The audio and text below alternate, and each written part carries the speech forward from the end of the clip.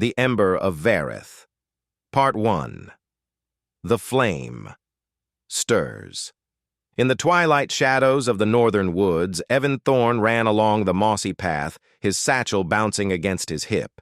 He was nothing more than a courier, just a man who knew the woods, knew how to run, and didn't ask questions. But that night, the air felt heavier and still, as if the forest itself were holding its breath.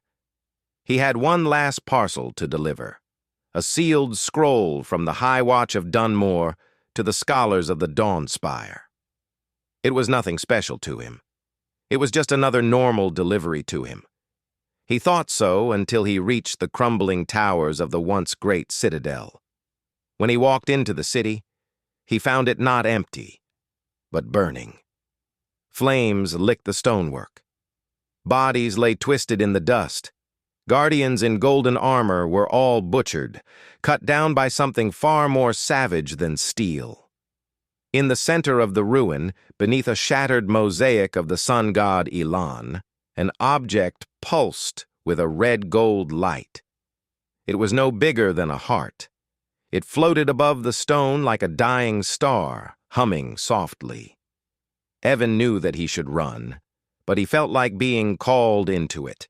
He reached out, and the moment his fingers brushed the surface, fire raced through his veins. Visions struck him like lightning, mountains breaking, oceans boiling, cities drowned in ash. He saw a mysterious being whose face was pale and cruel, whose eyes seemed to have been watching him from across the ages. He was Malric, the sorcerer king by whom the world would be totally destroyed. Then came another voice, which seemed older than time, deep and sorrowful. "You are the bearer now." When Evan awoke, the ember had cooled and rested in his palm like a stone. The scroll in his satchel had turned to ash. Part 2. The Gathering of Shadows.